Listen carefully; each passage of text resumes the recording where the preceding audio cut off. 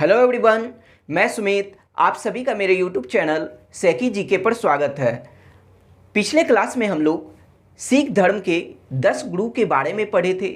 उसमें हम लोग पढ़े थे कि सिख धर्म के प्रवर्तक गुरु नानक देव ने जिस सिख आंदोलन को उन्होंने चलाया था, तो प्रारंभ में उस आंदोलन का स्वरूप धार्मिक था, लेकिन आगे चलकर 5वें सिख गुरु गुरु अर्जुन देव की हत्या के बाद इस आंदोलन का स्वरूप धार्मिक से राजनीतिक हो गया था। उसके बाद 1708 ईस्वी में महाराष्ट्र के नांदेड़ में सिख धर्म के 10वें गुरु गुरु गोविंद सिंह की मृत्यु हो जाती है। उनके मृत्यु के बाद इस आंदोलन का नेतृत्व बंदा बहादुर ने प्रदान किया था, जो गुरु गोविंद सिंह के प्रिय शिष्य थे। तो उनके मृत्यु के बाद इस आंदोलन का नेतृत्व किसने किया था? तो बंदा बहादुर ने किया था और इस आंदोलन को आगे बढ़ाया था। तो चलिए उस टॉपिक को आज हम लोग आगे बढ़ाते हैं और सबसे पहले बात करते हैं बंदा बहादुर से। बंदा बहादुर 1708 से 1716।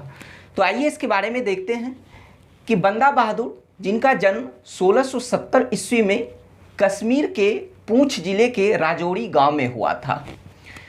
इनके बचपन का नाम लक्ष्मण दास था, या कहीं कहीं लक्ष्मण देव भी लिख दिया जाता है। इनका अन्य नाम माधव दास बैरागी था, क्योंकि ये बचपन से ही वैरागी स्वभाव के थे।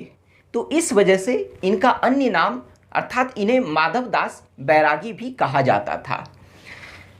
युवावस्था में ही बंदा बहादुर ने अर्थात लक्ष्मण दास ने घर त्याग कर दक्षिण भारत की ओर चला गया था, जहां पर 1708 ईस्वी में महाराष्ट्र के नांदेड़ में इनकी मुलाकात गुरु गोविंद सिंह से हुई। तो कहां पर इनकी मुलाकात हुई? तो महाराष्ट्र के नांदेड़ में। कब? तो 1708 ईस्वी में किससे हुई थी इनकी मुलाकात? तो गुरु गोविंद सिंह से हुई थी। मुलाकात होने के बाद जो है, ये लक्ष्मण दास जो थे गुरु गोविंद सिंह से आकर्षित हुए, और आकर्षित होने के बाद जो है इन्होंने अपने आप को गुरु गोविंद सिंह के बंदा के रूप में प्रस्तुत किया। अपने आप को बंदा अर्थात सेवक के रूप में अपने आप को प्रस्तुत किया। तब जाकर गुरु गोविंद सिंह ने इन्हें बंदा बहादुर का नाम दिया।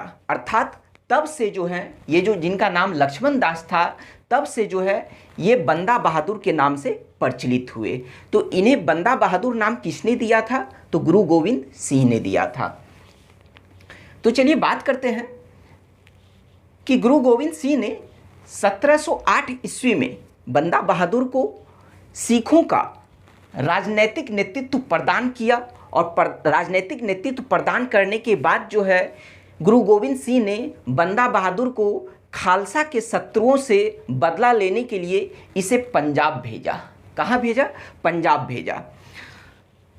और जितने भी सिख थे, जितने भी गुरु गोविंद सिंह के सिख अनुयायी थे, उन सभी को बंदा बहादुर के झंडे के नीचे एकत्रित होने के लिए कहा था।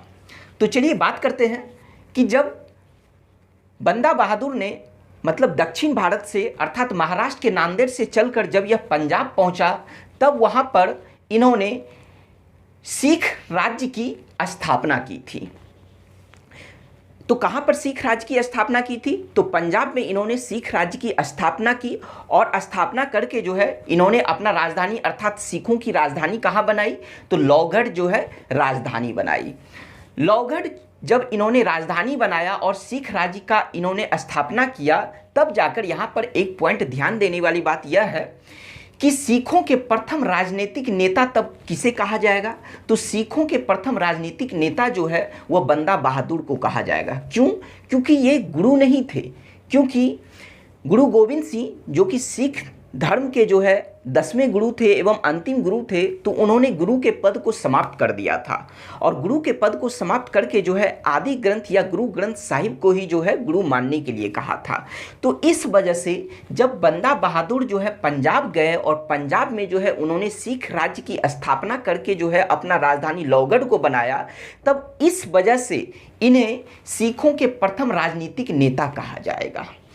और दूसरी बात कि अगर आपसे पूछा जाए कि सिख राज्य का संस्थापक किसे माना जाएगा, तो सिख राज्य का संस्थापक जो है वह बंदा बहादुर को माना जाएगा, क्योंकि सिख धर्म के संस्थापक या सिख धर्म के प्रवर्तक वह गुरु नानक देव थे, जबकि सिख आंदोलन के भी प्रवर्तक या संस्थापक वो भी गुरु नानक देव थे। लेकिन राज्य की अगर बात आए कि सिख राज्य के संस्थापक किन्हें कहा जाएगा, तो वह बंदा बहादुर को कहा जाएगा, और सिखों के प्रथम राजनीतिक नेता भी यही कहलाएंगे।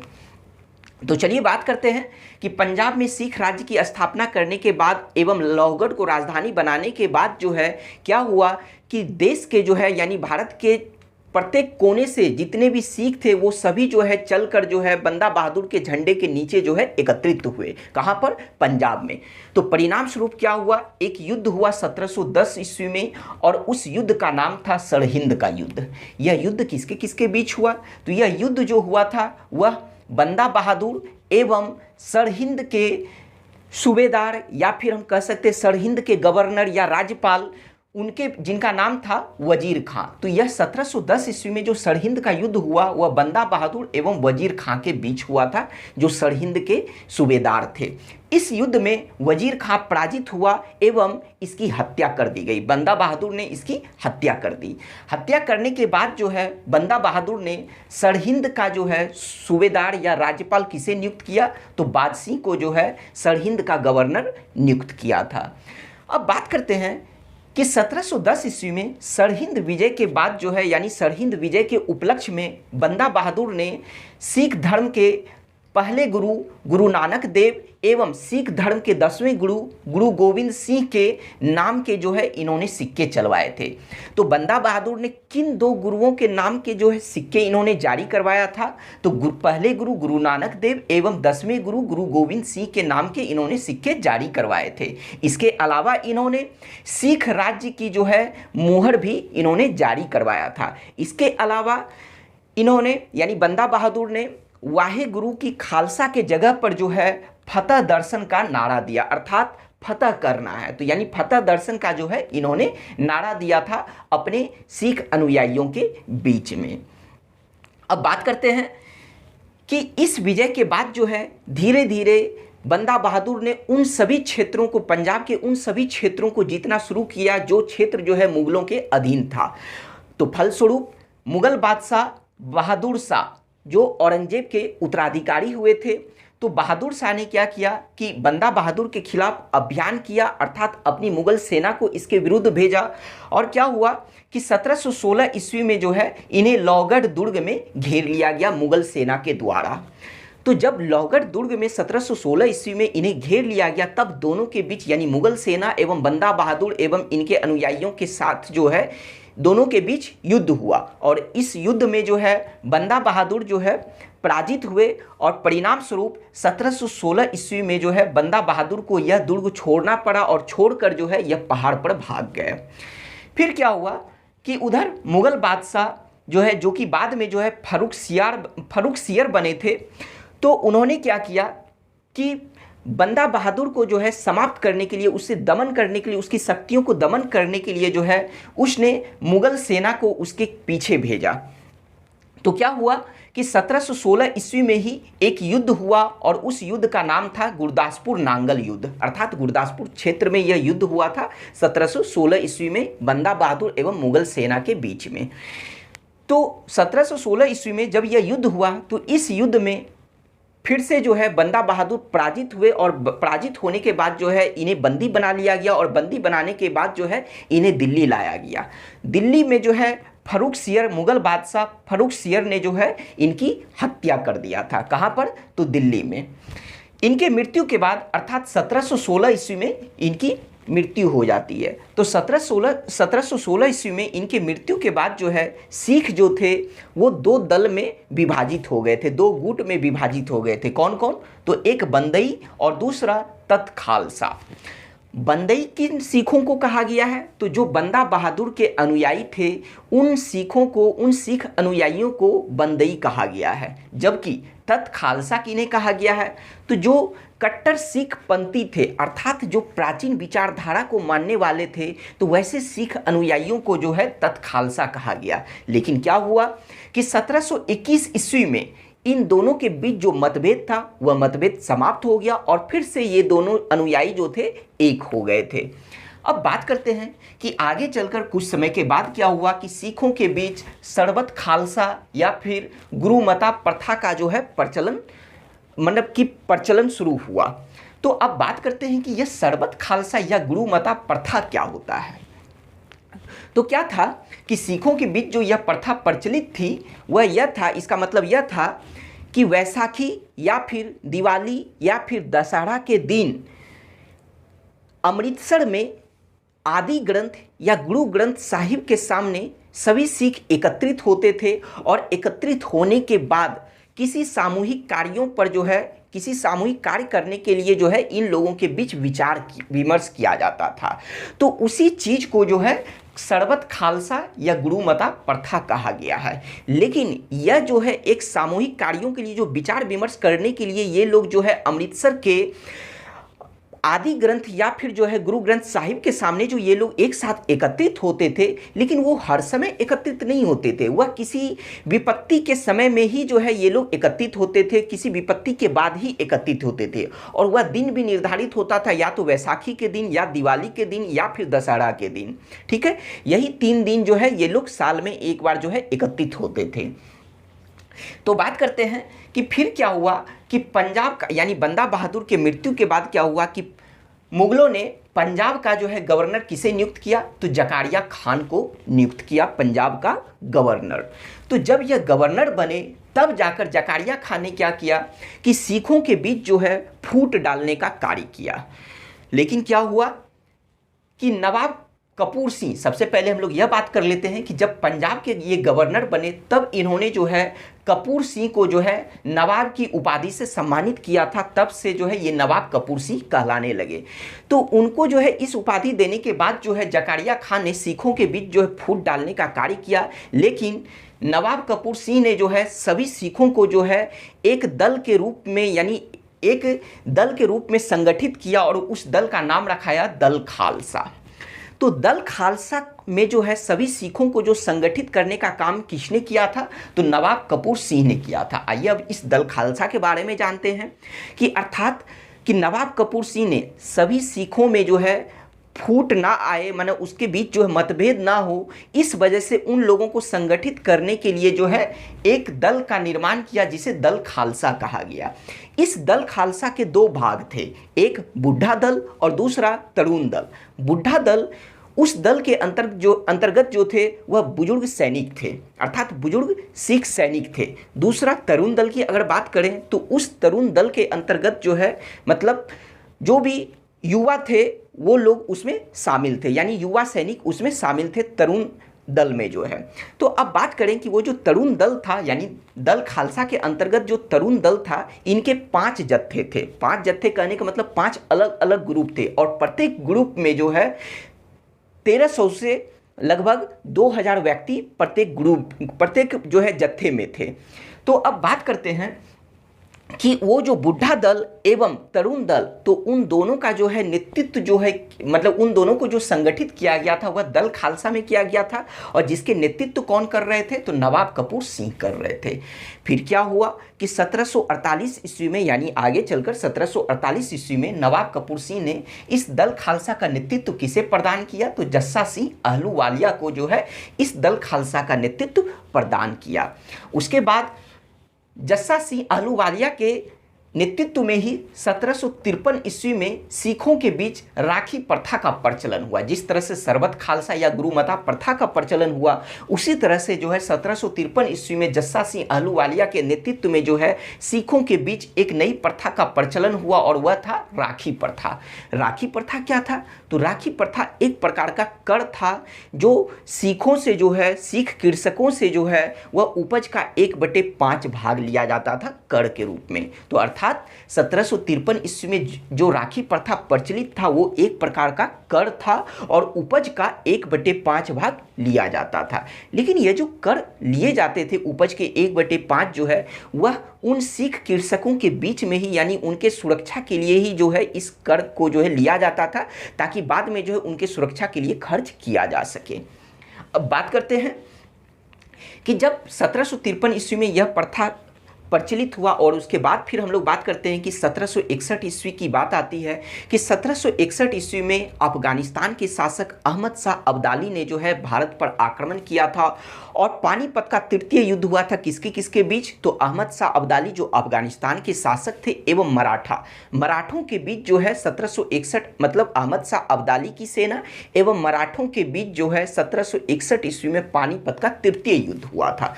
यह बात हम लोग पढ़ेंगे जब मराठा को हम लोग पढ़ेंगे तब वहाँ पर अहमद शाह अब्दाली के बारे में पढ़ेंगे जिसमें पानीपत का तृतीय युद्ध आएगा। लेकिन अभी फिलहाल संक्षेप में इस कहानी को समझिए क्योंकि यहाँ पर इसका लिंक है। तो 1761 ईस्वी में क्या हुआ था कि अफगानिस्तान के शासक अहमद शाह अब्दाली ने जो है भारत पर आक्रमण किया था और उस समय जो है पानीपत का तृतीय युद्ध किसके किसके बीच हुआ, तो अहमद शाह अब्दाली की सेना एवं मराठों के बीच युद्ध हुआ था।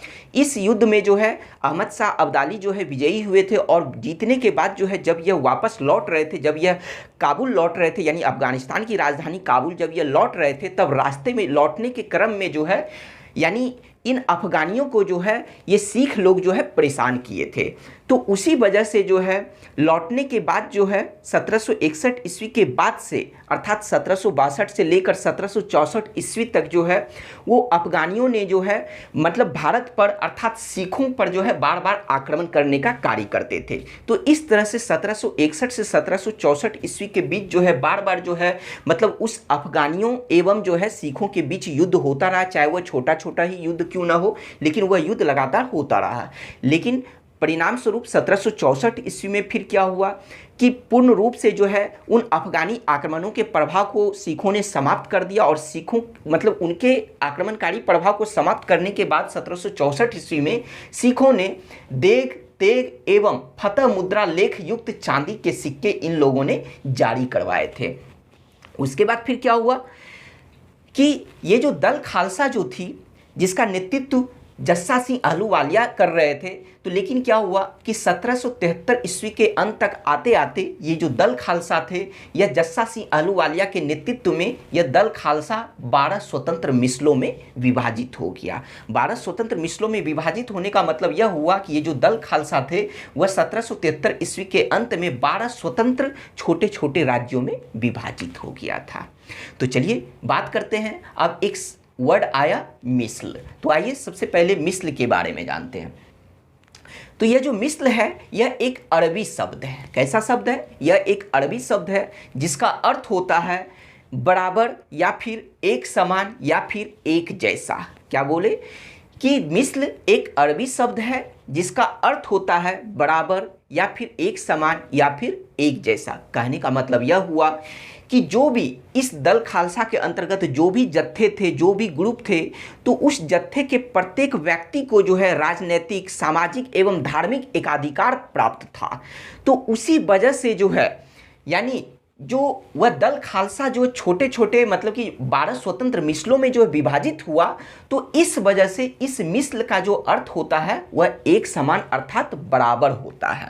आइए बात करते हैं कि अगर इसे हम आसान शब्दों में समझें तो मिसल को जो है राज्य कहा जाता है, अर्थात छोटे छोटे राज्यों को जो है मिसल कहा जाता है, जो जिसकी संख्या कितनी थी? 12 थी। कहने का मतलब यह हुआ कि यह जो दल खालसा जो कि मिस्र में विभाजित हुआ था तो वह 12 छोटे छोटे मिस्र में 12 छोटे छोटे राज्यों में विभाजित हो गया था।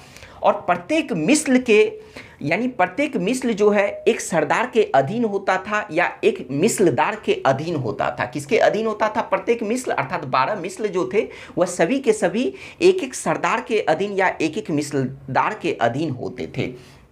फिर बात करें कि यह जो सभी 12 मिस्र थे ये सभी जो है यानी इन सभी का संगठन करने का कार्य कौन करता था? तो इन सभी का संगठन करने का कार्य गुरुमता करता था। अर्थात यह एक केंद्रीय संस्था थी, यह एक केंद्रीय संगठन था जो इन 12 मिसलों को जो है संगठित करने का कार्य करता था। कहने का मतलब फिर से वही हुआ कि गुरुमता के अधीन ये सभी के सभी 12 मिसल थे। अर्थात जब भी अगर इन 12 मिसलों के सरदारों के बीच अगर किसी भी तरह का मतभेद होता था, तब क्या होता था कि वैसाखी या फिर जो है दिवाली या फिर दशहरा के दिन जो है अमृतसर में गुरु ग्रंथ साहिब या आदि ग्रंथ के सामने जो है ये सभी 12 सरदार जो है एकत्रित होते थे और एकत्रित होकर जो है मतलब अपने मतभेद को मिटाने का कार्य करते थे। अर्थात सामूहिक कार्य पर जो है ये लोग विचार विमर्श किया करते थे। लेकिन क्या हुआ कि 1805 ईस्वी में यह जो गुरुमता संस्था जो कि एक केंद्रीय संस्था थी जो इन 12 मिसलों पर इनका प्रभुत्व था,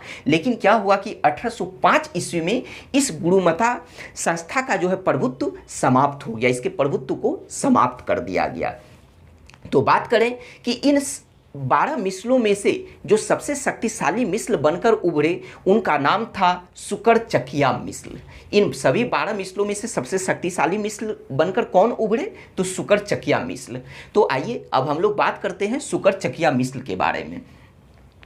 तो सुकरचकिया मिसल, इस मिसल की स्थापना किसने की थी? तो इस मिसल की स्थापना चड़त सिंह ने किया था। यानी इसके संस्थापक कौन थे? चड़त सिंह थे। चड़त सिंह ने अपने निवास स्थान के नाम पर जो है यानी इनका जो निवास स्थल था उनका नाम था सुकरचक।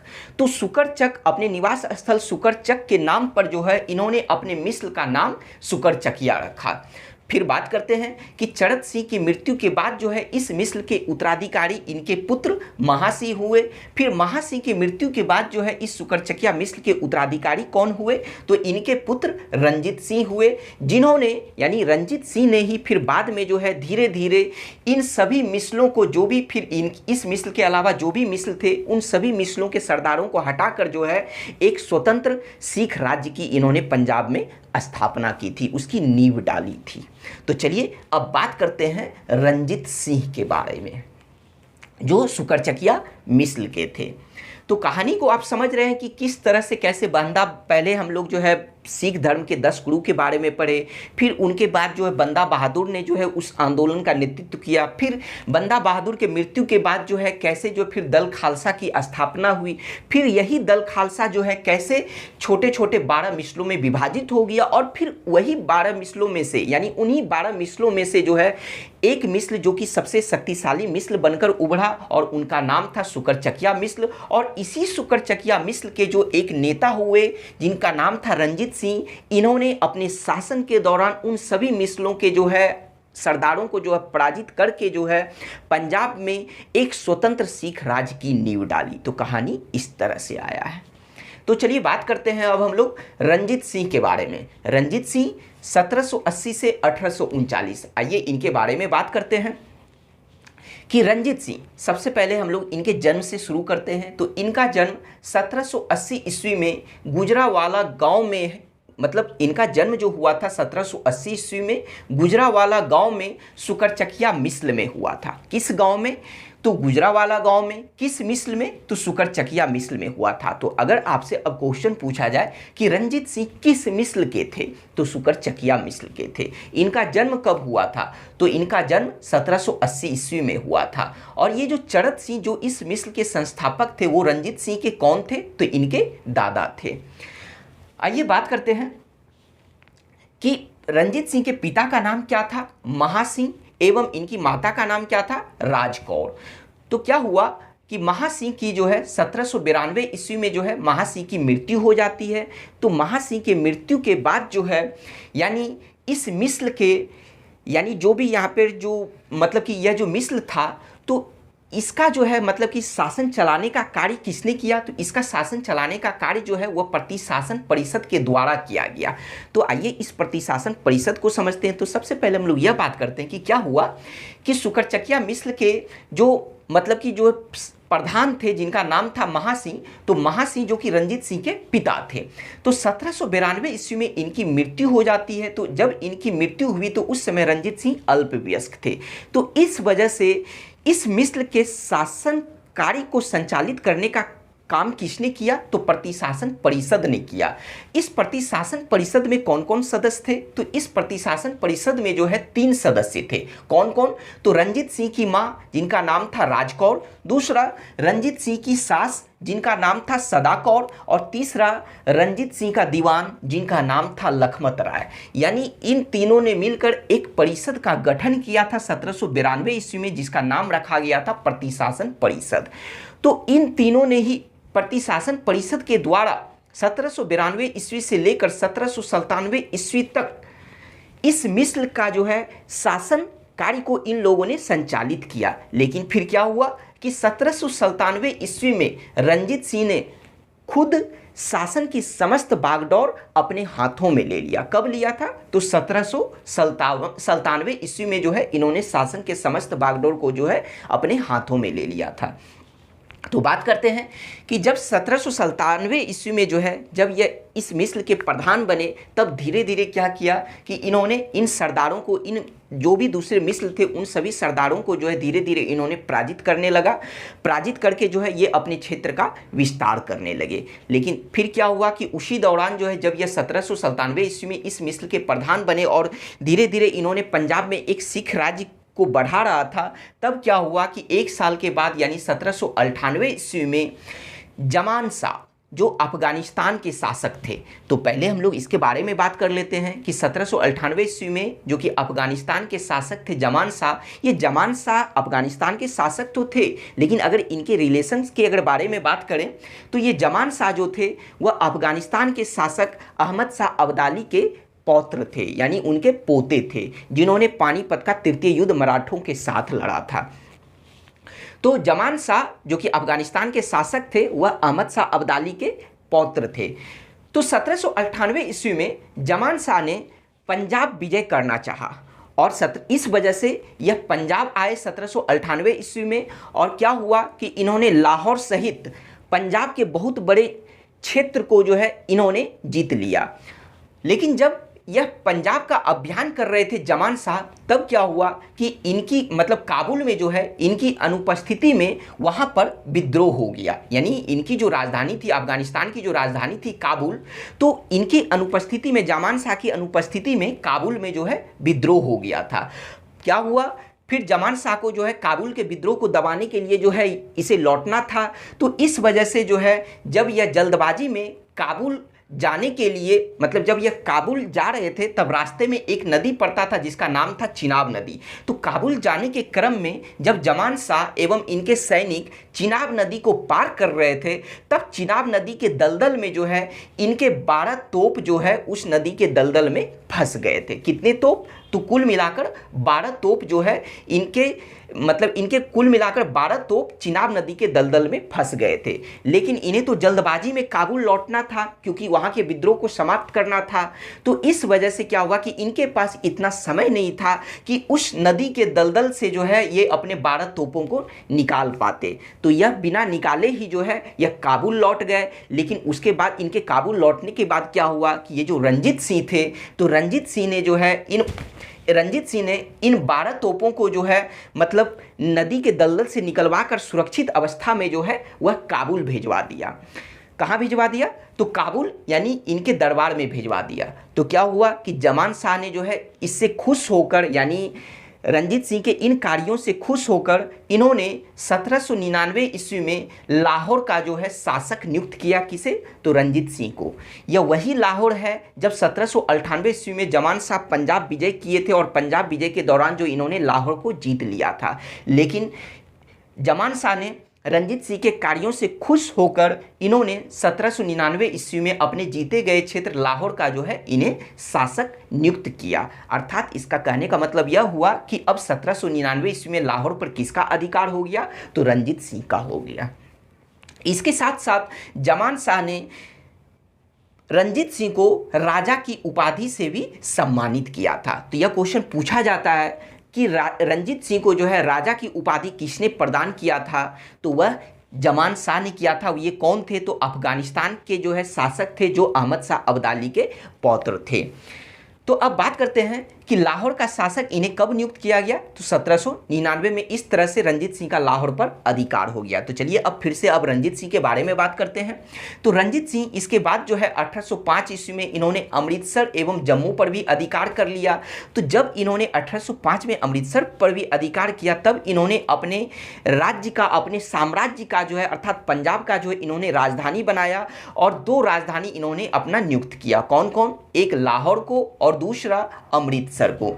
लाहौर को जो है इन्होंने अपना राजनीतिक राजधानी बनाया, जबकि अमृतसर को जो है इन्होंने धार्मिक राजधानी बनाया। तो यह बात आपको ध्यान रखना है कि रंजीत सिंह के 2 राजधानी थे, कौन कौन, एक लाहौर और दूसरा अमृतसर। तो इनमें से लाहौर जो था वह राजनीतिक राजधानी था, जबकि अमृतसर जो था वह धार्मिक राजधानी था।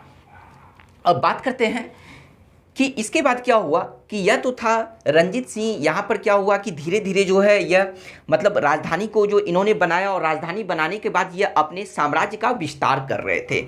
यह साम्राज्य का विस्तार करते करते जो है इनके साम्राज्य का जो सीमा वह कहाँ तक पहुँच गया था, तो वह सतलज नदी तक पहुँच चुका था। लेकिन फिर क्या हुआ, अगर हम उसी समय की अगर बात करें पश्चिमोत्तर सीमा की, भारत के पश्चिमोत्तर सीमा की अगर बात करें तो उस समय क्या हो रहा था कि पश्चिमोत्तर सीमा पर जो है नेपोलियनों का जो है वर्चस्व बढ़ रहा था एवं फ्रांसीसी यानी फ्रांस एवं जो है रूसों के बीच जो है मित्रता के वजह से जो है जो अंग्रेज थे उस समय भारत में, चूंकि अंग्रेज का अधिकार हो चुका था, लेकिन उस अधिकार के क्रम में जो है यानी फ्रांसीसी, रूस, इन सभी के बीच जो है आपस में युद्ध भी चल रहा था।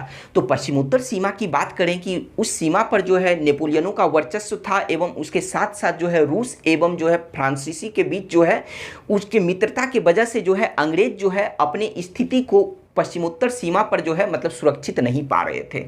तो इस वजह से यानी सुरक्षित महसूस नहीं कर रहे थे।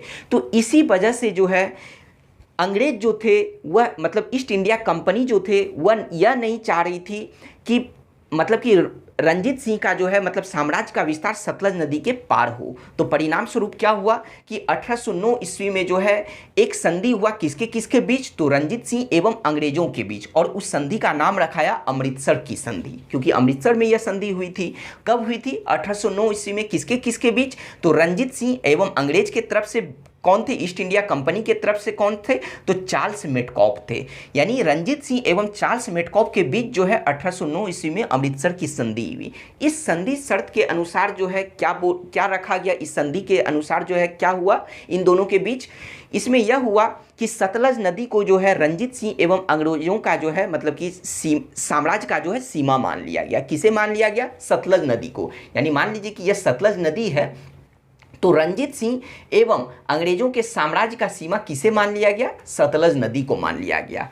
दूसरा, इस संधि के पीछे जो है अंग्रेजों का उद्देश्य क्या था, इसके पीछे जो है इसका उद्देश्य यह था कि वह यह नहीं चाहता था कि रंजीत सिंह मतलब कि रंजीत सिंह के साम्राज्य का विस्तार जो है वह सतलज नदी के पार हो। तो इस वजह से वह रंजीत सिंह के साम्राज्य विस्तार पर जो है अंकुश लगाना चाहता था, यह उसका उद्देश्य था।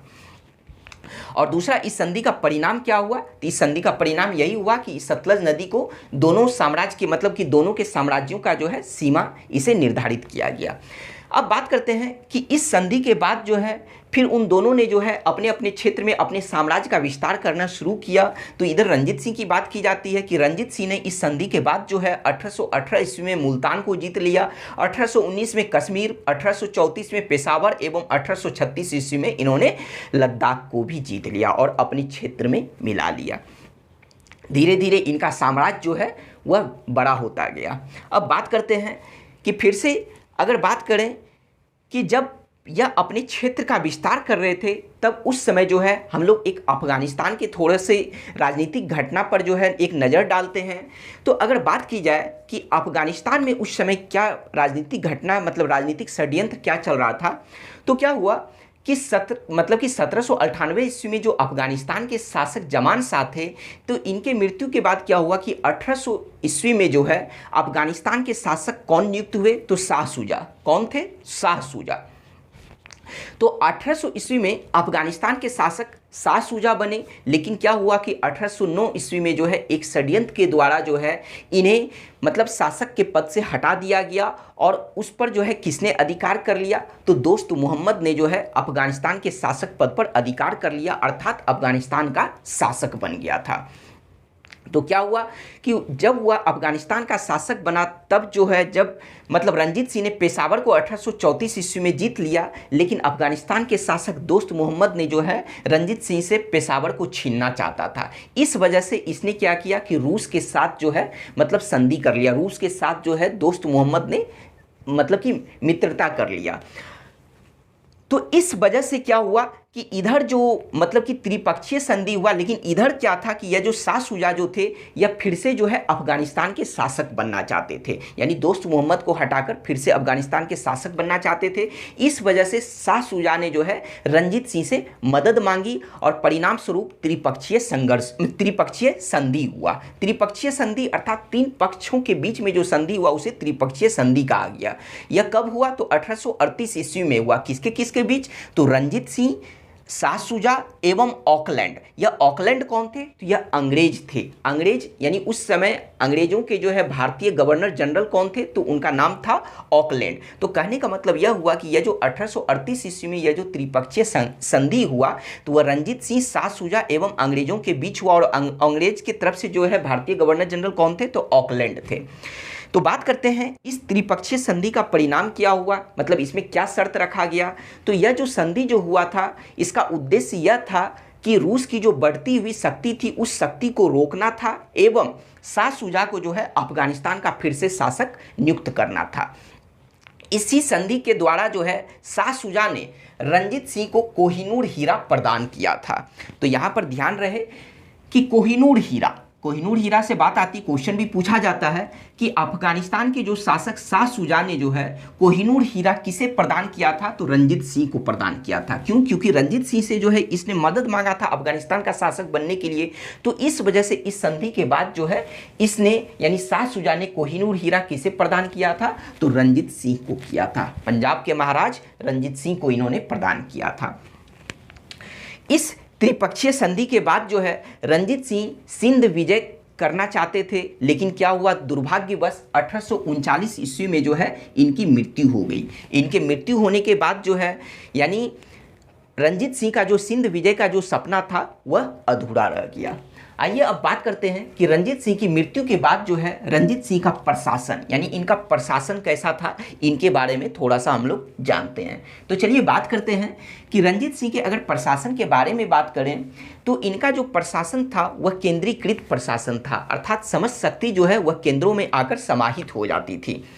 तो बात करें कि इनके प्रशासन को हम लोग जो है 2 भागों में विभाजित करते हैं समझने के लिए, एक केंद्रीय प्रशासन और दूसरा जो है प्रांतीय प्रशासन।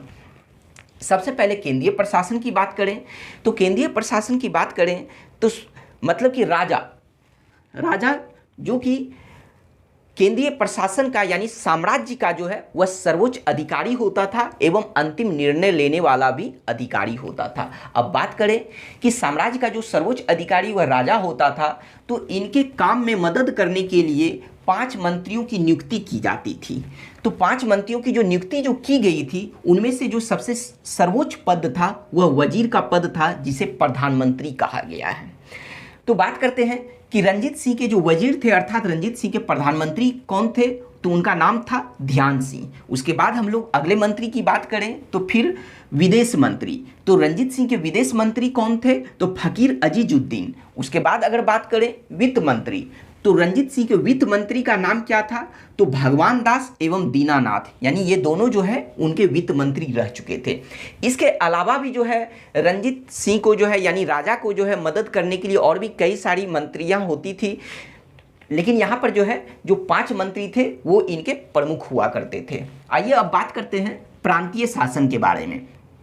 तो क्या हुआ कि जब रंजीत सिंह ने जो है मतलब बहुत सारे क्षेत्रों को जीतकर जब इन्होंने अपने साम्राज्य का विस्तार करने लगा, तब इन्होंने अपने साम्राज्य को जो है 4 प्रांतों में विभाजित किया। कितने प्रांतों में विभाजित किया? 4 प्रांतों में। कौन कौन? तो लाहौर, मुल्तान, कश्मीर एवं पेशावर। ये चारों नाम आपको याद रखना है, पूछा जाता है क्वेश्चन कि रंजीत सिंह ने अपने साम्राज्य को जिन 4 प्रांतों में विभाजित किया था तो वह 4 प्रांत कौन कौन से थे? तो एक लाहौर, दूसरा मुल्तान, तीसरा कश्मीर और चौथा पेशावर। तो आइए अब बात करते हैं कि जिस तरह से साम्राज्य को कई सारे प्रांतों में विभाजित किया गया था और साम्राज्य का जो सर्वोच्च अधिकारी राजा अर्थात महाराजा कहलाता था, तो उसी तरह से जब साम्राज्य को कई सारे प्रांतों में विभाजित किया जाता था, तो प्रांत के जो सर्वोच्च अधिकारी जो होते थे उन्हें क्या कहा जाता था? नाजिम कहा जाता था। जबकि हम लोग मुगल में पढ़ चुके हैं कि मुगलों के दौरान जो है प्रांतों के सर्वोच्च अधिकारी को जो है सूबेदार कहा जाता था। लेकिन रंजीत सिंह के शासन में क्या था कि प्रांतों के सर्वोच्च अधिकारी को नाजिम कहा जाता था। तो यहाँ ध्यान रहे कि यह सब क्वेश्चन पूछा जाता है, तो यह बात आपको ध्यान में रखना है। फिर क्या हुआ कि ये जो प्रांत होते थे, ये प्रांत कई सारे परगनों में विभाजित थे, जिसे जिला कहा जाता था। अर्थात रंजीत सिंह के काल में जो है जिला को परगना कहा जाता था। तो इस परगना के जो सर्वोच्च अधिकारी को कारदार कहा जाता था। फिर ये जो परगना होते थे ये कई सारे तालुका में विभाजित होते थे, अर्थात कई सारे तहसील में विभाजित होते थे, जिसके सर्वोच्च अधिकारी को तालुकदार कहा जाता था। अब ये जो तालुका जो होते थे ये कई सारे गाँव में विभाजित होते थे, और ये जो गाँव जो होती थी यह मतलब कि यह सबसे छोटी प्रशासनिक इकाई थी। तो इस तरह से हम लोग प्रांतीय प्रशासन भी देख लिए। अब बात करते हैं कि रंजीत सिंह के शासनकाल के दौरान वहाँ के भू राजस्व के बारे में। अब बात करें यह जो भू राजस्व व्यवस्था जो था, जो इनके आय का यानी इनके राज्य के आय का जो है प्रमुख स्रोत हुआ करता था। तो उस समय जो भू राजस्व अर्थात वह भूमि कर जो लिया जाता था, वह उपज का कितना प्रतिशत लिया जाता था? तो उपज का जो है 33 से 40% जो है भू राजस्व के रूप में लिया जाता था, जो इनके आय का मुख्य स्रोत था। अब बात करते हैं इनके सैन्य व्यवस्था के बारे में। तो इनका सैन्य व्यवस्था जो है वह सर्वोच्च है, क्योंकि इन्होंने अपने सैनिकों के दम पर ही जो है इतने बड़े साम्राज्य का इन्होंने निर्माण किया था। तो आइए बात करते हैं कि सबसे पहले इनके सैन्य व्यवस्था को जो है वह ब्रिटिश फ्रांसीसी सैन्य व्यवस्था की संज्ञा दी गई है। कहने का मतलब यह हुआ कि इनका जो मतलब सैन्य व्यवस्था जो था वह ब्रिटिश एवं फ्रांसीसी सैन्य व्यवस्था पर आधारित था। इस वजह से इनके सैन्य व्यवस्था को ब्रिटिश फ्रांसीसी व्यवस्था की संज्ञा दी गई है। अब बात करते हैं कि इनके सैन्य व्यवस्था के अंतर्गत इनके सेना को, इनके सैनिकों को जो है दो भागों में विभाजित किया गया था। कौन कौन? एक फौज ए आम और दूसरा फौज ए खास। फौज एक आम जो कि स्थानीय सेना हुआ करती थी, और इसके अंतर्गत जो है 3 तरह की सेना होती थी, एक पैदल सेना, दूसरा घुड़सवार और तीसरा तोपखाना। अब बात करते हैं फौज ए खास, जिसकी स्थापना 1822 ईस्वी में की गई थी। और इसकी स्थापना किसने किया था? तो इसकी स्थापना जो है इटालियन जनरल वेतुरा ने एवं फ्रांसीसी जनरल अलार्ड कोट एवं गार्डनर ने मिलकर किया था। कहने का मतलब यह हुआ कि फौज एक खास की जो स्थापना 1822 ईस्वी में की गई थी वह 4 लोगों ने मिलकर किया था, 4 जनरल ने मिलकर किया था। कौन कौन? वेतुरा, एलार्ड, कोट एवं जनरल ये गार्डनर। तो उसमें से अगर बात करें इन चारों में से, तो ये वेतुरा जो थे ये इटली के रहने वाले थे, जबकि एलार्ड, कोट एवं गार्डनर जो थे वह फ्रांस के रहने वाले थे। तो कहने का मतलब यह हुआ ये सभी के सभी जो भी जनरल थे वह यूरोप के थे। यानी इन यूरोपीय जनरलों ने मिलकर इस फौज एक खास की स्थापना की थी। कब की थी? 1822 ईस्वी में। यानी इस सेना में भी जो है 3 तरह के सेना हुआ करते थे, पैदल, घुड़सवार एवं तोपखाना। तो आइए बात करते हैं कि जो पैदल सेना जो होती थी उनका संचालन कौन करते थे, यानी उनका नेतृत्व, उनके देखरेख कौन करते थे? तो ये वेतुरा करते थे। पैदल का कौन करते थे? वेतुरा। जबकि घुड़सवार सेना का जो है मतलब कि जो निरीक्षण का कार्य कौन करते थे? तो वो एलार्ड करते थे। अब बात करते कोट एवं गार्डनर। तो ये जो कोट एवं गार्डनर थे यह तोपखाना चलाने वाले सैनिकों का जो है यह देखरेख करते थे। तो आइए बात करते कोट एवं गार्डनर से। तो तोपखाने का पुनर्गठन किसने किया था? तो तोपखाने का पुनर्गठन कोट एवं गार्डनर ने किया था, जो एक फ्रांसीसी जनरल थे। तो हो सकता है नाम ना दे के पूछ दिया जाए, मतलब कि वहाँ के क्षेत्र से पूछ दिया जाए, वहाँ देश के नाम से पूछ दिया जाए कि ठीक है बताइए कि तोपखाने का पुनर्गठन जो है फ्रांसीसी जनरल ने किया था या ब्रिटिश जनरल ने किया था। इसी तरह से आपको और भी ऑप्शन दे दिया जाएगा। तो फ्रांसीसी जनरल ने किया था, जिनका नाम था कोट एवं गार्डनर। तो तोपखाने का पुनर्गठन का जब बात आता है तो सबसे पहले हम लोग यह जान लेते हैं कि रंजीत सिंह ने लाहौर में, यानी अपनी राजनीतिक राजधानी लाहौर में रंजीत सिंह ने तोप बनाने की फैक्ट्री स्थापित की थी। तो रंजीत सिंह ने तोप बनाने की फैक्ट्री स्थापित कहाँ पर किया था इन्होंने? तो अपनी राजनीतिक राजधानी लाहौर में किया था। तो इस वजह से कोट एवं गार्डनर जो थे उन्होंने तोपखाने का पुनर्गठन किया था। किसने किया था? कोट एवं गार्डनर ने। तो यह तो था सैन्य व्यवस्था। अब बात करते हैं न्याय व्यवस्था के बारे में। न्याय व्यवस्था के बारे में बात करें तो रंजीत सिंह के शासनकाल के दौरान जो है केंद्र में जो है एक सर्वोच्च न्यायालय की स्थापना की गई थी जिसे अदालत उल आला कहा जाता था। तो अदालत उल आला, ध्यान रहे कि अदालत उल आला क्या है पूछ दिया जाए तो वह सर्वोच्च न्यायालय था रंजीत सिंह के शासनकाल के दौरान, जिसके सर्वोच्च पद पर जो है खुद कौन बैठते थे? तो खुद रंजीत सिंह बैठते थे। अब आते हैं, बात करते हैं सिक्का की। तो सिक्का के बारे में अगर बात करें तो रंजीत सिंह ने बंदा बहादुर के तरह ही, जिस तरह से बंदा बहादुर ने जो है गुरु नानक एवं गोविंद सिंह के नाम के सिक्के इन्होंने जारी करवाए थे, तो उसी तरह से जो है रंजीत सिंह ने भी जो है अपने शासनकाल के दौरान सिख धर्म के पहले गुरु गुरु नानक देव एवं सिख धर्म के 10वें गुरु गुरु गोविंद सिंह के नाम से जो है इन्होंने सिक्के जारी करवाए थे। तो गुरु नानक देव के नाम से जो इन्होंने सिक्के जारी करवाए थे उस सिक्के पर जो है नानक सहाय अंकित करवाया गया था, जबकि गुरु गोविंद सिंह के नाम से जो सिक्का जारी किया गया था उस पर गोविंद सहाय सिक्का जारी मतलब कि उस पर गोविंद सहाय अंकित करवाया गया था उस सिक्के पर। इसके अलावा जो है इन्होंने अपने शासनकाल के दौरान जो है मोहरे भी जारी करवाया था। चलिए अब बात करते हैं कि रंजीत सिंह के हम लोग प्रशासन के बारे में तो अब पढ़ लिए। अब बात करते हैं कि रंजीत सिंह के मृत्यु के बाद जो है इनके उत्तराधिकारी कौन हुए। ठीक है, इनके उत्तराधिकारी कौन हुए, तो आइए बात करते हैं कि रंजीत सिंह के मृत्यु के बाद जो है इनके उत्तराधिकारी इनके बड़े पुत्र खड़ग सिंह हुए। खड़ग सिंह जो कि इनके पुत्र थे, ध्यान रखना है क्योंकि आपसे पूछा जाएगा कि रंजीत सिंह के उत्तराधिकारी कौन हुए, तो खड़ग सिंह हुए जो इनके पुत्र थे। लेकिन ये जो खड़ग सिंह थे यह एक अयोग्य शासक थे। तो इस वजह से क्या हुआ कि खड़ग सिंह को जो है कुछ समय बाद जो है इन्हें बंदी बना लिया गया और बंदी बनाकर जो है इनकी हत्या कर दी गई थी। हत्या करने के बाद जो है यानी खड़ग सिंह के बाद जो है मतलब इनके उत्तराधिकारी फिर कौन हुए? खड़ग सिंह के उत्तराधिकारी कौन हुए? तो इनके पुत्र नौनिहाल सिंह हुए। यह एक योग्य शासक थे, लेकिन दुर्भाग्यवश क्या हुआ कि कुछ समय बाद जो है नौनिहाल सिंह की मृत्यु हो गई थी। इनकी हत्या नहीं की गई थी बल्कि वह दुर्भाग्यवश जो है इनकी मृत्यु हो गई थी नौनिहाल सिंह की। नौनिहाल सिंह कौन थे? तो खड़ग सिंह के पुत्र थे। अब बात करते हैं कि नौनिहाल सिंह की मृत्यु के बाद जो है अब जाकर इस पंजाब का जो है महाराजा कौन बना, अर्थात कहने का मतलब यह हुआ कि नौनिहाल सिंह का उत्तराधिकारी कौन हुआ? तो शेर सिंह। लेकिन ये शेर सिंह कौन थे? तो यह शेर सिंह नौनिहाल सिंह के पुत्र नहीं थे, बल्कि ये जो शेर सिंह थे वह रंजीत सिंह के पुत्र थे। जिस तरह से खड़ग सिंह रंजीत सिंह के पुत्र थे उसी तरह से यह शेर सिंह भी जो थे वह रंजीत सिंह के पुत्र थे। तो नौनिहाल सिंह के मृत्यु के बाद जो है शेर सिंह जो है उत्तराधिकारी हुए जो रंजीत सिंह के पुत्र थे, लेकिन कुछ समय बाद जो है शेर सिंह की हत्या कर दी गई।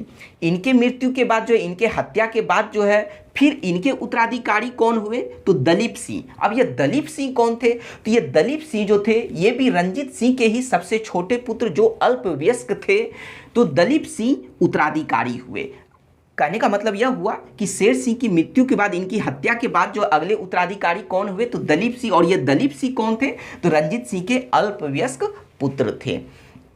तो बात करते हैं कि दलीप सिंह के अल्पवयस्क होने के वजह से जो है इनकी माँ जिनका नाम था रानी जिंदा, तो रानी जिंदा इनकी संरक्षिका बनी एवं संरक्षिका बनने के बाद जो है लाल सिंह जो कि रानी जिंदा के प्रेमी थे, तो लाल सिंह को जो है वजीर बनाया गया, अर्थात दलीप सिंह का जो है प्रधानमंत्री किसे बनाया गया? तो लाल सिंह को बनाया गया। एवं दलीप सिंह का जो है सेनापति किसे बनाया गया? तो तेजा सिंह को बनाया गया।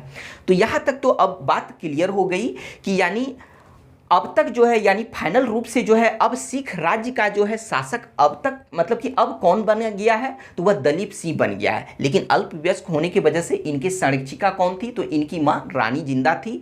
और इनके प्रधानमंत्री कौन थे? लाल सिंह। एवं इनके सेनापति कौन थे? तेजा सिंह। तो चलिए यहाँ तक बात समझ में आ गई। अब बात करते हैं कि यहाँ पर जो स्थिति आपने देखा कि कैसे जो है रंजीत सिंह के मृत्यु के बाद जो है इन सिखों के बीच में यानी सिख राज्य के बीच में जो है आंतरिक मतभेद हो गया था। और आंतरिक मतभेद होने की वजह से ही तो इतने राजा चेंज हुए, यानी इनकी हत्या कर दी जाती थी बार बार। लगभग 4 राजा जो है मतलब कि बदले गए और उतने ही जो है वजीर भी जो बदले गए थे। तो इससे क्या हुआ कि यानी इनके राज्यों के बीच जो है वह मतभेद हो चुका था। इसी वजह से इनकी आर्थिक शक्ति अब कमज़ोर होने लगी थी। और उधर क्या हुआ कि उधर क्या था कि 1843 ईस्वी में अंग्रेज़ों ने जो है सिंध विजय प्राप्त कर लिया, यानी सिंध को विजय कर लिया था। जिस सिंध को विजय करने के लिए रंजीत सिंह सोच रहे थे, लेकिन 1843 ईस्वी में उनके मृत्यु के बाद अंग्रेज़ों ने जो है वह सिंध विजय कर लिया था। सिंध विजय कब किया था उसने? 1843 ईस्वी में। तब क्या, और इधर क्या हुआ कि मतलब इसकी शक्ति कमज़ोर हो रही थी सिखों की, लेकिन अंग्रेज़ों की शक्ति क्या हो रही थी, वह बढ़ते जा रही थी। और परिणाम स्वरूप क्या हुआ कि सिख एवं अंग्रेज़ों के बीच जो है 2 युद्ध हुआ, और वह 2 युद्ध का नाम क्या क्या है? प्रथम आंग्ल सिख युद्ध और द्वितीय आंग्ल सिख युद्ध। तो आइए अब इस युद्ध के बारे में समझते हैं।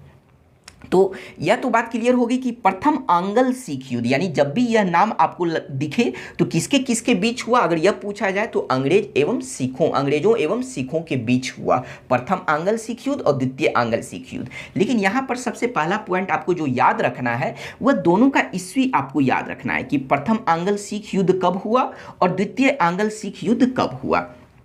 तो यह जो युद्ध हुआ 1845 से 46 के बीच में हुआ, और जबकि यह जो द्वितीय आंग्ल सिख युद्ध हुआ वह 1848 से 49 के बीच में हुआ। ठीक है, यह बात आपको ध्यान में आ गया। अब चलिए बात करते हैं प्रथम आंग्ल सिख युद्ध के बारे में। तो क्या हुआ था कि 1843 ईस्वी में जब अंग्रेज़ों ने सिंध को जीत लिया था, लेकिन क्या हुआ कि 1809 ईस्वी में, यहाँ पर हम लोग पढ़ चुके हैं कि 1809 ईस्वी में जो रंजीत सिंह एवं अंग्रेज के जो है गवर्नर जनरल चार्ल्स मेटकॉफ के बीच जो अमृतसर की संधि हुई थी, इस संधि के तहत जो है क्या बातें रखी गई थी कि दोनों साम्राज्य का, यानी दोनों के राज्यों का जो सीमा जो होगा वह क्या होगा? सतलज नदी होगा। लेकिन अंग्रेज़ों ने क्या किया? उन्होंने जो है इन सिखों को धोखा दिया और क्या किया कि 1845 ईस्वी में अंग्रेज ने सतलज नदी के पार, यानी सतलज नदी को पार करके सिख राज्य में उसने आक्रमण कर दिया। तो जब उसने आक्रमण किया तब दोनों के बीच जो प्रथम आंग्ल सिख युद्ध हुए, इस युद्ध के अंतर्गत छोटे छोटे 4 युद्ध हुए, वह उतने महत्वपूर्ण नहीं हैं। तो लेकिन क्या हुआ कि यह युद्ध दोनों के बीच कैसे समाप्त हुआ? तो यह युद्ध जो है 2 संधि के द्वारा जो है इस युद्ध को दोनों के बीच समाप्त किया गया। तो आइए अब इस संधि के बारे में जानते हैं कि जब 1845 से 46 के बीच जब यह युद्ध चल रहा था, तब 1846 ईस्वी में दोनों के बीच अर्थात अंग्रेज एवं सिखों के बीच जो है लाहौर संधि हुई। तो आपको यह भी ध्यान रखना है कि लाहौर संधि कब हुई? तो 1846 में। लाहौर संधि किसके किसके बीच हुई? तो अंग्रेज एवं सिख के बीच यह संधि हुई थी। तो आइए बात करते हैं कि 1846 में जब यह लाहौर की संधि हुई तो इस संधि शर्त के अनुसार जो है किन किन मतलब बातों को रखा गया था। तो आइए बात करते हैं इस संधि का परिणाम क्या निकला।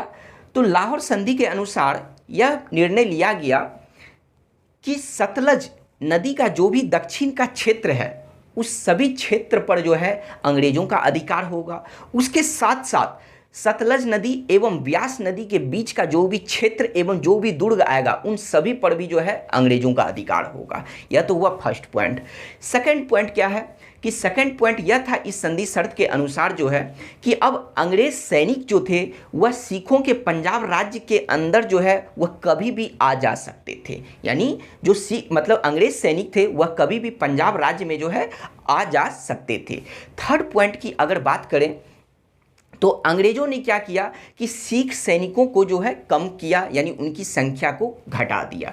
चौथे पॉइंट की अगर बात करें तो चौथा पॉइंट जो इस संधि शर्त के अनुसार था वह यह था कि पंजाब में जो है सिर्फ अंग्रेज को छोड़कर अब और किसी भी विदेशियों को जो है नौकरी नहीं दी जाएगी। अर्थात पंजाब में सिर्फ और सिर्फ विदेशी के रूप में जो है सिर्फ अंग्रेज ही जो है मतलब नौकरी कर सकते हैं और दूसरा कोई भी विदेशी जो है नौकरी नहीं कर सकते हैं।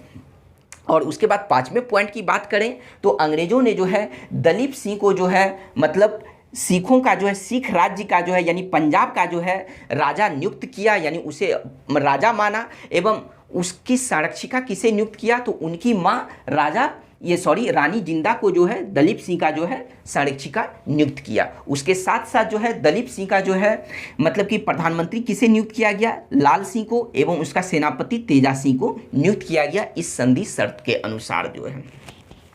तो यह तो संधि हो चुकी थी, लेकिन फिर क्या हुआ कि इस संधि के द्वारा जो है कश्मीर के जो सिख थे उनके बीच में जो है मतलब कि वो लोग इस संधि से, लाहौर की संधि से जो कश्मीर के सिख थे वो संतुष्ट नहीं थे। तो परिणाम स्वरूप क्या हुआ कि उन लोगों ने विद्रोह कर दिया। तो उनके विद्रोह के बाद जो है फिर से इस प्रथम आंग्ल सिख युद्ध के दौरान ही जो है फिर से 1846 ईस्वी में एक दूसरा संधि हुआ और उसका नाम था भैरोवाल संधि। लेकिन यह ध्यान रहे कि यह दोनों संधि 1846 में ही हुआ, लेकिन अगर क्रम पूछे तो सबसे पहले लाहौर संधि हुआ था और उसके बाद जो है भैरोवाल संधि हुआ। अब इस संधि शर्त के अनुसार क्या हुआ कि अब इस लाहौर संधि के बाद जो फिर से विद्रोह हुआ, तो इस वजह से क्या हुआ कि अंग्रेज ने जो 1846 में ही भैरोवाल का संधि किया, तो इस संधि शर्त के अनुसार कि दलीप सिंह की माँ रानी जिंदा जो उनकी संरक्षिका थी, तो उनकी संरक्षिका को जो है मतलब कि रानी जिंदा को जो है दलीप सिंह से अलग कर दिया गया और उन्हें 1.5 लाख वार्षिक पेंशन के शर्त पर जो है उन्हें बनारस भेज दिया गया। किन्हें? तो दलीप सिंह की मां रानी जिंदा को कहाँ भेज दिया गया? तो बनारस भेज दिया गया 1.5 लाख वार्षिक पेंशन के शर्त पर। जब उन्हें संरक्षिका के पद से हटा दिया गया तब जाकर जो है अंग्रेज ने क्या किया कि इस संधि शर्त के अनुसार जो है इन्होंने हेनरी लॉरेंस के नेतृत्व में, किसके नेतृत्व में? हेनरी लॉरेंस के नेतृत्व में जो है इन्होंने अब मतलब कि 8 सिख सरदारों को जो है नियुक्त किया इनके संरक्षक के रूप में। किसके संरक्षक के रूप में? दलीप सिंह के संरक्षक के रूप में जो है हेनरी लॉरेंस के अध्यक्षता में 8 सिख सरदारों को जो है इनके संरक्षक के रूप में नियुक्त किया। तो इस तरह से जो है यह प्रथम आंग्ल सिख युद्ध समाप्त हुआ। अब बात करते हैं कि यह युद्ध समाप्त होने के बाद जो है क्या हुआ कि फिर कुछ साल के बाद जो है 1848 में द्वितीय आंग्ल सिख युद्ध प्रारंभ हुआ। इस युद्ध का मूल रीजन क्या था, यानी इसका मूल कारण क्या था? तो आइए बात करते हैं। तो क्या हुआ कि पंजाब राज्य के अंतर्गत मुल्तान प्रांत के जो है मतलब गवर्नर थे, तो उनका नाम था मूलराज। तो क्या हुआ कि अंग्रेजों ने एक षड्यंत्र के द्वारा जो है मूलराज को मुल्तान के जो है गवर्नर पद से जो है उन्हें हटा दिया। इसी वजह से मूलराज ने विद्रोह कर दिया। इनके विद्रोह को दबाने के लिए ही जो है यह द्वितीय आंग्ल सिख युद्ध हुआ। तो आइए बात करते हैं इस द्वितीय आंग्ल सिख युद्ध के दौरान जो है 2 मुख्य युद्ध हुए। कौन कौन? तो एक चिलियांवाला युद्ध और दूसरा गुजरात युद्ध, जिसे तोपों का युद्ध कहा जाता है। तो बात करते हैं कि सबसे पहले चिलियांवाला युद्ध। यह जो युद्ध जो था वह अंग्रेजों ने, यानी उस समय जो द्वितीय आंग्ल जब सिख युद्ध हो रहा था, तो उस समय जो है भारत के जो है गवर्नर जनरल, भारत के अंग्रेज गवर्नर जनरल कौन थे? तो वह लॉर्ड डलहौजी थे। तो उन्होंने क्या किया कि मतलब अंग्रेजी सेना को भेजा। किसके नेतृत्व में? तो लॉर्ड गफ के नेतृत्व में। लॉर्ड गफ के नेतृत्व में जो है इन्होंने अंग्रेजी सेना भेजा। और यह युद्ध जो है चिलियांवाला जो युद्ध हुआ, यह कहाँ पर हुआ था? तो यह जो है चिलियांवाला जो युद्ध हुआ था वह झेलम नदी के तट पर हुआ था। और इधर सिखों के तरफ से जो है किसने इस युद्ध का नेतृत्व किया था? तो वह शेर सिंह ने किया था। जबकि अंग्रेज के तरफ से जो किसने नेतृत्व किया था? वह लॉर्ड गफ ने किया था। लेकिन इस युद्ध में क्या हुआ? लॉर्ड गफ की हार हुई। परिणाम स्वरूप लॉर्ड डलहौजी ने क्या किया कि जो अगला युद्ध हुआ इस द्वितीय आंग्ल सिख युद्ध के दौरान, वह युद्ध का नाम था गुजरात युद्ध। यह युद्ध कहाँ पर हुआ? तो यह जो है चिनाब नदी के तट पर हुआ। तो चिनाब नदी के जो है तट पर जो है यह युद्ध हुआ, गुजरात का युद्ध, जिसे तोपों का युद्ध भी कहा जाता है। तो इस युद्ध में जो है लॉर्ड डलहौजी ने जो अंग्रेजी सेना को भेजा था वह किसके नेतृत्व में भेजा था? तो वह चार्ल्स नेपियर के नेतृत्व में भेजा था। और इस युद्ध में जो है मतलब पूर्ण रूप से, निर्णायक रूप से जो है सिखों को पराजित कर दिया गया। और सिखों को पराजित करने के बाद जो है उस समय भारत के जो गवर्नर जनरल थे जिनका नाम था लॉर्ड डलहौजी, तो लॉर्ड डलहौजी ने 1849 ईस्वी में इस पंजाब राज्य को जो है ब्रिटिश साम्राज्य में मिला लिया। और ब्रिटिश साम्राज्य में मिलाने के बाद जो है इस तरह से सिखों का जो है यह आंदोलन पूर्ण रूप से समाप्त हो गया है। तो कहानी को समझे कि कैसे गुरु नानक से जो है यह आंदोलन शुरू हुआ और धीरे धीरे मतलब धार्मिक से यह राजनीतिक हुआ और कैसे कैसे जो है यह आंदोलन पूर्ण रूप से समाप्त हुआ और इसे समाप्त किसने किया, तो अंग्रेजों ने। और इसका श्रेय किसे दिया जाता है, तो उस समय के जो भारत के जो अंग्रेज गवर्नर जनरल थे लॉर्ड डलहौजी, उन्होंने 1849 ईस्वी में पंजाब को ब्रिटिश साम्राज्य में मिलाकर इस विद्रोह को पूर्ण रूप से समाप्त कर दिया। तो चलिए बात करते हैं कि अब क्या हुआ कि जब पंजाब को ब्रिटिश साम्राज्य में मिला लिया गया, यानी अब इस राज्य, अब जो यह राज्य जो था वह अब ब्रिटिश हुकूमत के अधीन आ गया, ईस्ट इंडिया कंपनी के अधीन आ गया। तो तब जाकर अगर बात करें तो उस समय जो कि सिख राज्य के अंतिम शासक दलीप सिंह थे, अर्थात कहने का मतलब यह हुआ कि जब पंजाब को पूर्ण रूप से 1849 में ब्रिटिश साम्राज्य में मिला लिया गया, तो इसका मतलब अगर आपसे अब यह क्वेश्चन पूछा जाए कि सिख राज्य का अंतिम शासक कौन था, तो सिख राज्य का अंतिम शासक तब कौन रहा, दलीप सिंह रहा, क्योंकि इनके बाद तो कोई शासक ही नहीं बने। तो इस वजह से सिख राज्य का अंतिम शासक दलीप सिंह था। तो चलिए बात करते हैं कि ब्रिटिश साम्राज्य में पंजाब को मिलाने के बाद लॉर्ड डलहौजी ने क्या किया कि दलीप सिंह को इंग्लैंड भेज दिया। कहाँ भेज दिया, इंग्लैंड भेज दिया। वहाँ शिक्षा प्राप्त करने के लिए जो है इन्हें इंग्लैंड भेज दिया और 5 लाख वार्षिक पेंशन के आधार पर जो है, यानी 5 लाख वार्षिक पेंशन के शर्त पर जो है इन्हें शिक्षा ग्रहण करने के लिए इंग्लैंड भेज दिया गया। तो जब दलीप सिंह इंग्लैंड गए तो रंजीत सिंह को जो है शाह शुजा ने जो कोहिनूर हीरा दिया था, तो यह कोहिनूर हीरा दलीप सिंह के साथ ही जो है वह कोहिनूर हीरा भी जो है इंग्लैंड चला गया, अर्थात ब्रिटेन की महारानी विक्टोरिया के पास यह हीरा चला गया, कोहिनूर हीरा। तो बात करते हैं कि जब दलीप सिंह इंग्लैंड गए शिक्षा ग्रहण करने के लिए, तब वहाँ पर इनका संरक्षक किसे नियुक्त किया गया था, तो वहाँ पर इनका संरक्षक डॉक्टर लगून को नियुक्त किया गया था। यह बात आपको ध्यान रखना है कि वहाँ पर इनका संरक्षक किसे नियुक्त किया गया था, तो डॉक्टर लगून को किया गया था। फिर क्या हुआ कि 1849 ईस्वी में तो यह इंग्लैंड चले गए थे, लेकिन क्या हुआ कि वहाँ रहने के बाद जो है 1853 ईस्वी में जो है यह सिख धर्म से अपने आप को ईसाई धर्म में परिवर्तित कर लिए थे, अर्थात 1853 ईस्वी में दलीप सिंह जो है ईसाई धर्म को स्वीकार कर लिए थे। उसके बाद फिर क्या हुआ कि 1853 ईस्वी के बाद जो है फिर यह इंग्लैंड से जो है फिर यह रूस भी गए और उसके बाद जो है फिर यह पेरिस गए, यानी फ्रांस के जो है पेरिस गए और पेरिस में ही जो है 1893 ईस्वी में दलीप सिंह की मृत्यु हो गई। तो आपसे पूछा जाएगा कि दलीप सिंह की मृत्यु कहाँ हुई, तो पेरिस में हुई। कब हुई, तो 1893 ईस्वी में हुई थी। मृत्यु इनकी भले ही जो है 1893 ईस्वी में पेरिस में हुई, लेकिन इनका जो अंत्येष्टि जो किया गया था, जिसे अंतिम संस्कार बोला जाता है, तो दलीप सिंह का अंत्येष्टि कहाँ किया गया था, तो वह इंग्लैंड में किया गया था। अर्थात इनकी मृत्यु भले ही पेरिस में हुई थी, लेकिन इनका अंत्येष्टि अर्थात इनका जो अंतिम संस्कार जो किया गया था वह इंग्लैंड में किया गया था। अब बात करते हैं कि यह तो था दलीप सिंह से, ठीक है, इनके मृत्यु तक भी हम लोग देख लिए कि इनकी मृत्यु हुई और इनका अंतिम संस्कार जो हुआ। लेकिन अब अगर हम लोग इधर बात करें कि जो पंजाब राज्य को जो है ब्रिटिश साम्राज्य में मिला लिया गया था, तब जाकर लॉर्ड डलहौजी ने क्या किया कि पंजाब पर जो है शासन चलाने के लिए जो है इन्होंने 3 सदस्यों का एक परिषद गठन किया। यानी पंजाब राज्य पर जो है शासन चलाने के लिए जो है लॉर्ड डलहौजी ने 3 सदस्यों का एक परिषद गठन किया।